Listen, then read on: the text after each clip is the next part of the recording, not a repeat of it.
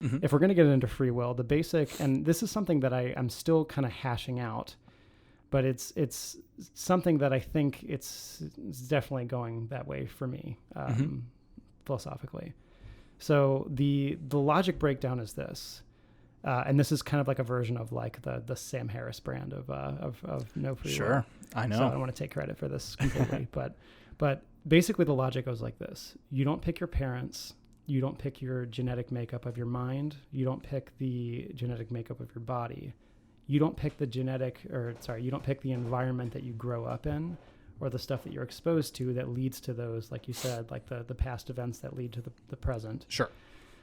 And then the kind of the fourth premise is usually where people start losing it. But I think people who are mindful and do meditation, like I feel like you would get this. Like once you get enough mindfulness and you see the present moment, you don't really control your thoughts or intentions either.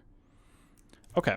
So I'm going to push back on that a little bit. Yeah, go. I agree with you that we don't choose the thoughts that come out per se. But I do believe that there is something to your decision making that is inherently you. Meaning that all the things that happen to you are going to shape the decisions you make. If you were bit by a dog, when you approach a dog, you're going to be hesitant. That doesn't mean it's a conscious thought, but it still is kind of like part of your personality because of that shaping moment in your life, right? Right, but you can't account for why that's a part of your personality and not something else. Well, so from my perspective, all of the decision trees that I might go down are going to come from a certain frame of possibilities that only I will have. Right? Like for whatever reason, based on my personality traits and all that other stuff, there's only going to be so many decisions I'm going to make given a certain situation. Yeah. Where there's only this possibility, or this possibility. Yeah. I'm not going to think like, because I'm not a murderer, I'm not going to jump to, oh, I should kill that guy. You know what I mean? Like, so there's certain things that are just completely just not part of your thought process at all. And that's kind of inherently you. Now, the decision between two completely different choices in a given circumstance to go left or to go right, that decision is going to come down to a bunch of unconscious processing that then you will arrive on a particular direction based on that. But I would argue that unconscious processing is still, you don't have to be conscious for it to still be you, to still be your decision. And I don't think that just because an unconscious part of myself decided to kind of pull the trigger on a particular decision, I don't believe that means that I had no control over it, because the odds are is that unconscious processing and that unconscious perspective was shaped by experiences I've had in the past that make me a certain way. So I would argue that is a level of control, and I know that you would argue the opposite, given the exact same circumstances. So honestly, I feel like we're kind of saying the same thing. We probably are, but my I guess like point is that I believe that is control, even though it's not traditional control. So I would say that it's kind of, so let me maybe preface this, and this is again not something that I've 100% bought into. It's just something that seems a little more likely than not at this point. But so it's kind of like the illusion of the self. It is real insofar as it's useful to you. I'm not going to deny that it's useful to think and act as if you have free will. I think that is good for people. I think that is generally good for society. The utilitarian in me definitely thinks that that's a good thing. But basically, and I think you just kind of said this, like you can choose what you decide to do, but you cannot decide what you decide to do. Like your brain is always just like making complex reasoning and decisions based on past experiences, based on your genetic makeup, based on your neurology. And you're more the conscious witness of that than you are the controller of it. It's like so you're like a storm of all of these like existential things, like consciousness and its contents, the mind, seeing, hearing, all of that stuff. But you don't create the storm. You're not lost in the storm. You are the storm. Sure. And I don't disagree with that at all. I guess for me, it's a framing, and maybe this is just my own misinterpretation of the framing, but the framing of that determinism is like that there's some fucking author writing this shit. Not literally, but like meaning that there's some author writing all the decisions and you had no control over any of them. You know what I mean? And I don't think it's that way. I think it's more likely that there's a certain range of acceptable possibilities. Yeah, so I think this brand of it is called compatibilism. So this is saying that the truth of determinism is, or unconscious thought, environment, all of that is compatible with libertarian free will, or at least the idea of it. So like your brain creates the choices that you would make in any given. So it's basically like a game of chess. Yeah. Like your brain has created all of the degrees of freedom, and then you have degrees of freedom to move within those bounds. That. Yes. Right. So that is probably, I mean, I don't know anything about compatibilism. But I feel like when you really parse that apart, it's still determinism. I don't know, because then you start getting into and that. The counter decisions are also made by unconscious processes. Like if you have a decision between left and right, and based on how you're feeling that day, based on all of the pros and cons of the situation, you choose left a little bit more than right. I don't think that when you really break that down, it's kind of the same thing. Well, I think the hardest part about defining it is like, if there's no you, aka the self's an illusion, then who is making the decision? You know what I mean? And I think that's a fair question to ask. The universe. Yeah. Well, and you could make that argument that it's the universe itself, which is all that there is and is making all decisions. Everything that happens within this self-contained universe, or not self-contained, could be fucking infinite, is all being decided by the laws of physics and all these other things. You know, you could definitely make that argument. I guess for me, determinism sounds a lot like somebody who's a materialist who isn't factoring in the whole equation. So who's I just want to calculate what I can see in front of me and measure, I think that's a limited way of viewing it and not seeing the larger picture. Yeah. So I think that I definitely don't identify as a materialist, and I definitely don't identify. Yeah, and I don't think you do. So I don't identify as an atheist. I don't identify as a materialist for sure. Like definitely. Meditation and psychedelics snapped me out of that really quickly. Oh, yeah. Like I don't understand so much of like the universe and life and all of that stuff. But I'm only speaking experientially, and I don't think that like having faith or having a religion changes that very much, because I think there's a sect of Christianity called Calvinism that basically thinks they figured that out and think that's the same thing. And so the way that they've rationalized it is if they said people are born damned or people are born saved, and that's just the way it is. Damn. See that no pun intended, but like that to me is like, if that's your version of God, then you have somebody who was born fucked. I know. Yeah. It doesn't you know really I mean? Like, are you cool with a God that'll do that? Yeah. I don't know. And that's where like religion will always lose me, even though I definitely am like a spiritual being where I certainly, believe in a higher power, but not in your conventional sense, more in that the higher power is all that there is. The universe is the higher power, the existence of all these things and the force that drives everything through it. The force, you could fucking literally relate it to Star Wars. It's kind of like that. It is. In my opinion. And I think that's why Star Wars resonates so deeply with people, is it's a classic hero's journey. So Joseph Campbell's, hero's journey. Yeah. But then it also has this like magical force that we kind of all acknowledge exists in this universe in some way. And if you really think about it and look at it, there's so many situations that you've run into that, if you're a materialist, you just chalk it up to coincidence after coincidence after coincidence. But, at a certain point, it's like, how many coincidences do you need to have before you start realizing nothing's a coincidence and that everything is exactly as it's supposed to be? Yeah. Yeah. So so I definitely think that as well. Like, I think that everything is exactly the way that it's supposed to be. You as a human wanting the present moment or whatever it is to be different is just the wellspring of suffering. Dude, and have you seen Westworld? I've seen the first season. Okay. I haven't seen season 2. So I think this is a quote from the first season. Yeah. And it's Anthony Hopkins, aka Dr. Ford. And he says to Bernard, wishing the world to be something it isn't is like the root of all suffering or something like that. I can't remember exactly the quote, totally but it was totally in that. It was like wishing something is the way you want it to be, but it isn't, is, like that's fucking life, dude. Yeah. And it really totally is true. I mean, even with the perspective of other people, like they have a past, they probably have a battle that you know nothing about. They have their own genetic makeup. They have their own thing going on. Like everything it's just everything just is what it is. Yeah. And you can't, and then like situations happen, the laws of nature, like all of that stuff, it's all natural. Everything is natural. Everything. It is. Even the things that people think aren't natural, that's natural. It's natural that we created these technological things because that we are a technology species. Yeah. That's what we've done our whole existence.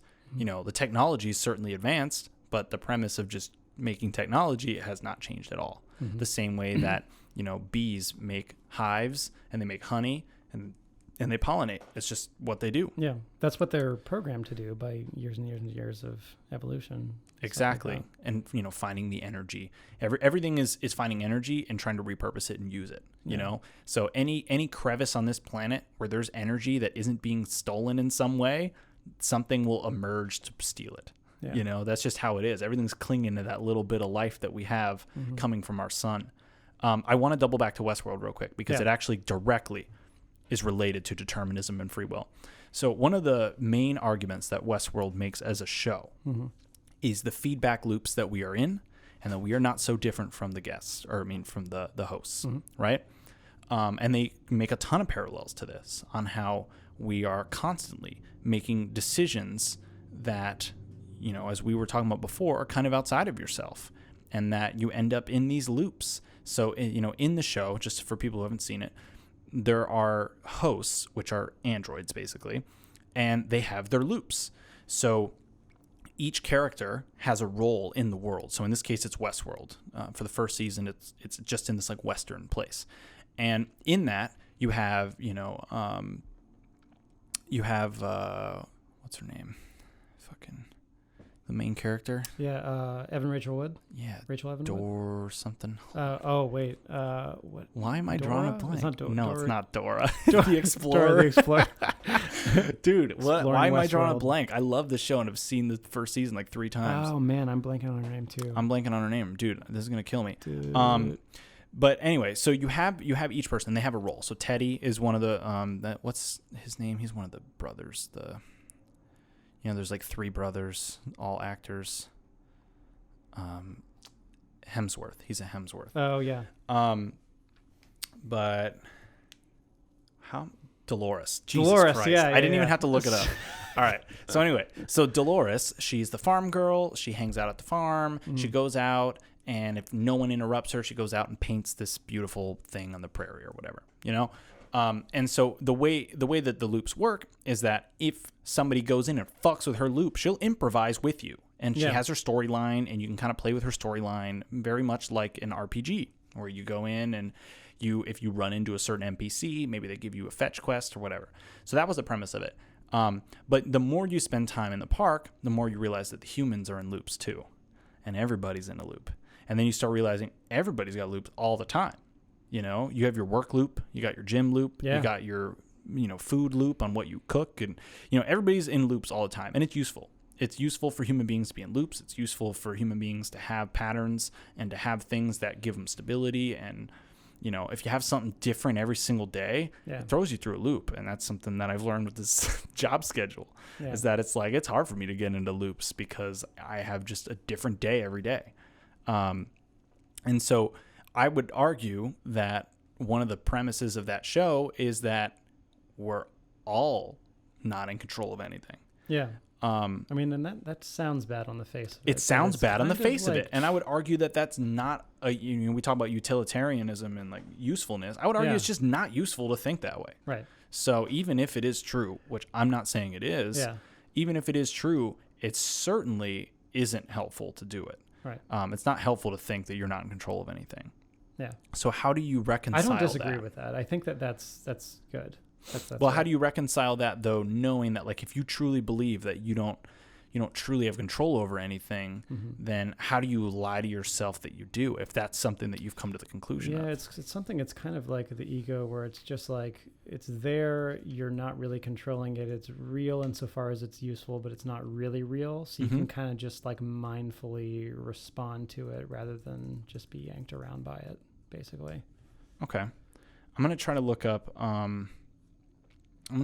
The free will thing because I want to see if I can find this study. But I remember seeing a study where it was like if you believed that you had free will, you made literally better decisions. Oh yeah, I've definitely seen those. So there's definitely studies on that for sure. And people, there's a lot of studies here saying that there's no such thing as free will, which is hilarious.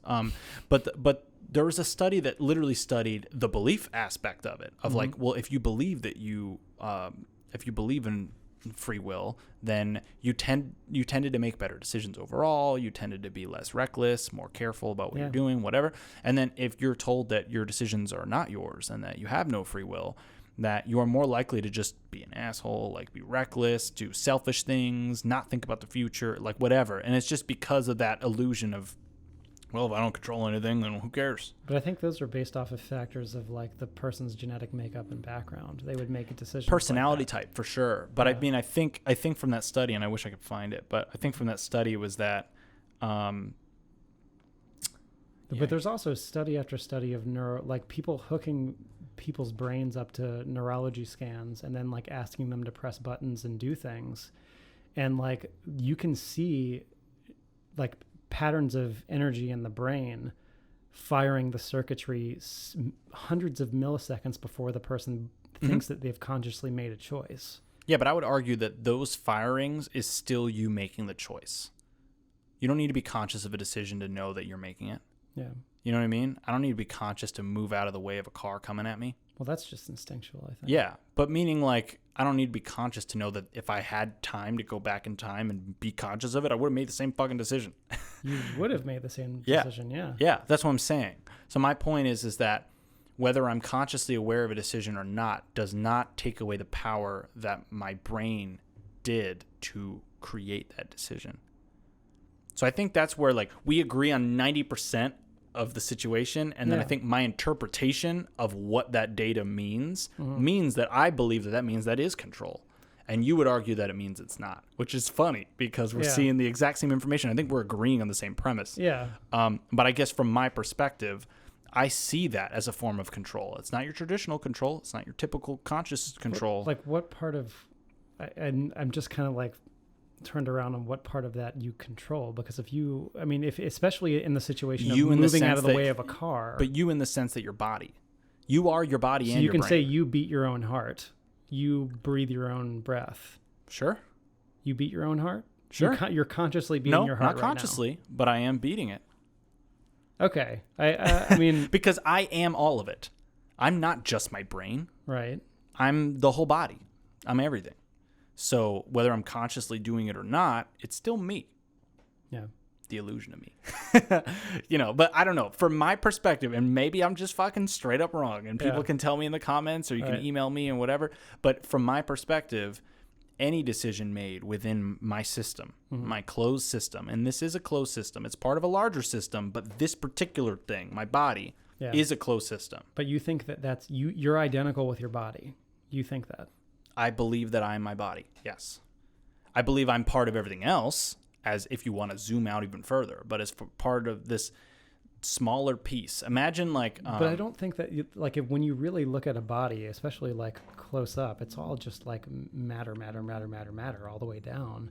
So it's all relationships. It's all like I don't know how you can like cling on to one thing and say, this is me, this is mine, this is my identity. I would say the amalgamation of all of the things create this self-contained system. But it's like kind of like a storm of like always things that are just, going in and out of like consciousness and going in and out of existence. There's not like one central unchanging like self within the storm. You just are the storm.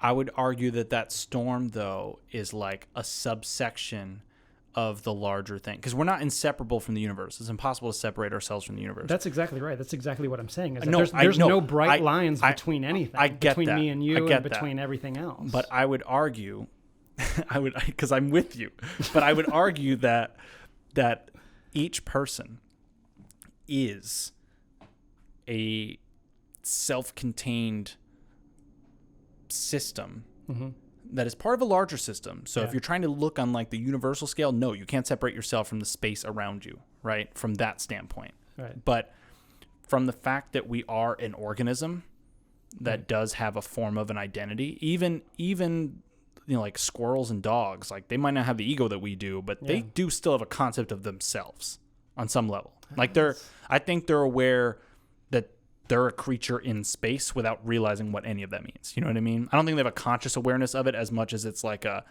they know that the paw is where it ends, like the end, and what they're touching the ground is not them. I think they know the difference between them and the outside world, even though you could argue that there's no difference between all the things. Inner world and outer world are all one happening. Yeah, from the standpoint of that everything's an interrelational thing. I get that.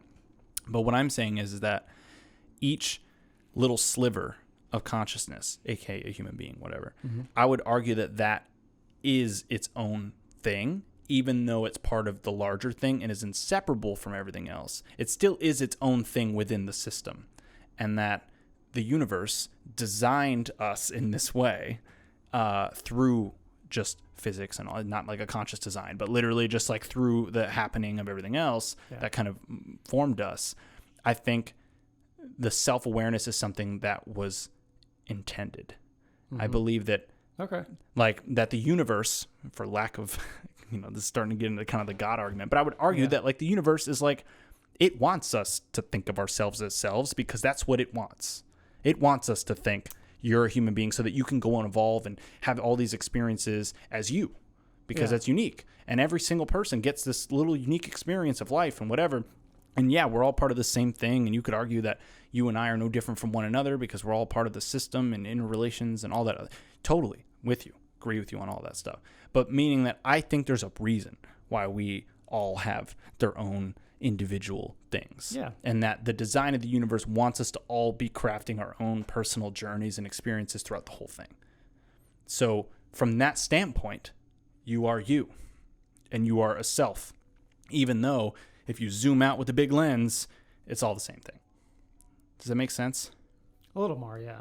Yeah, it's not, and the thing is, this is such an impossible thing to make concrete, right? That no matter what, you're talking in this fucking ethereal space of of ambiguity. But I think that like the purpose or whatever, I just think that when you become awakened, you become awake to experience and life experiencing itself. Mm-hmm.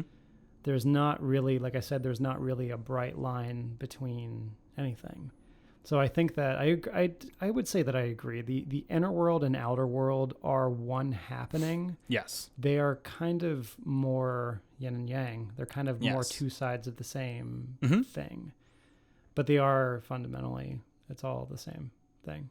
Yes. Definitely. So I mean, I think I agree with you on most of the stuff. I think it's just my conclusion, or how I like to think about it is just more from the standpoint of like that. It's more like pragmatic. Yeah. It's more like true for me because it works and it's useful. Yeah. To think that way. And I would think than not. And I would think that like, what was the purpose of giving us a sense of self or forming a sense of self? Not even giving. Giving is probably the wrong word, but like forming a sense of self if that wasn't what was intended. Yeah. That is an awesome question because it doesn't, even from an evolutionary perspective, it doesn't seem like something that should have evolved to help us survive. Yes. Because there's information processing and there's instincts and there's all of that stuff. Mm-hmm. But the fact that I'm experiencing the color of red on your shirt, there is this ineffable experience that I have over and above any information processing of like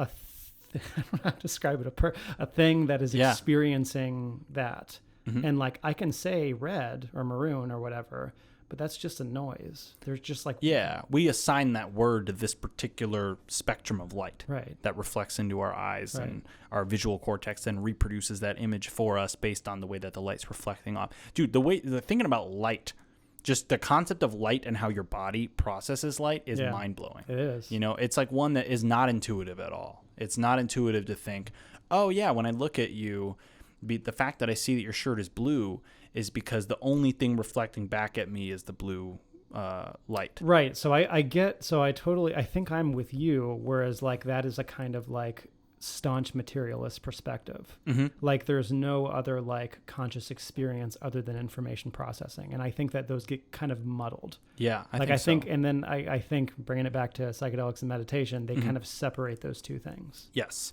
And it allows you to kind of like process that information from an outside perspective while still being inside. Yeah. But like I would argue for things like free will and all of that stuff. Like I'm not like saying it's just mysterious. It's like the way that, or like how thoughts, like you've meditated a million times, right? Like hundreds of thousands of hours. Oh yeah. Like easily. when you're sitting there and just like being the space of awareness, thoughts they just pop into existence and then they dissolve. And then they pop into existence and then they dissolve. They're not solid.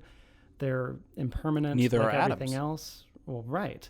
Yeah. So, but I think that like, because don't the quarks and all the tiny parts that are within an atom, the subparticles or whatever you want to call them, those pop in and out of existence. Yeah. Oh, yeah. All the time. Into quantum. So quantum. yeah, when you start getting into the quantum realm, which we don't even fully understand. So I think you'd be hard pressed to find anything solid in this universe due to the nature of everything being constantly shifting. Right. Like you said, it's a storm. So I think it's impossible to ever get solid on anything. Right. So for us to try to get a solid conclusion about anything in the universe, even concluding that you are an actual self. Yeah, I would say even that is hard to actually commit to because you technically can't commit to anything. But then it gets into that point of like, well, is that useful to think that way? That like you'll never know anything. Yeah, so I let's definitely just give think up. That, there is pragmatism definitely has its space and stuff like that, where like it's better to something can be true for me and not for you. Mm-hmm. Totally. And it's true enough to be useful. Therefore, it's like yes.